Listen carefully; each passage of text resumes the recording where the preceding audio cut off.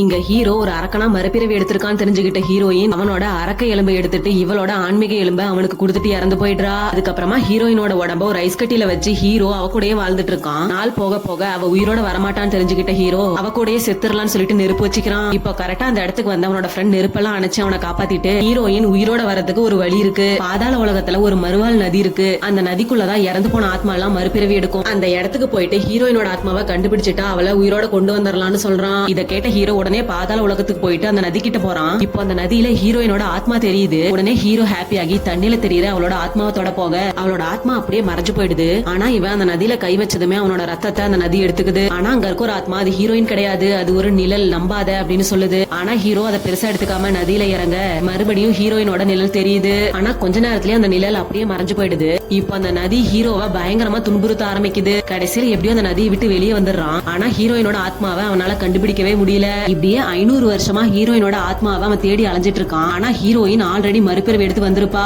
இது தெரியாமையே ஹீரோ இன்னும் ஹீரோயினோட ஆத்மாவை தேடி அலைஞ்சிட்டு இருக்கான்.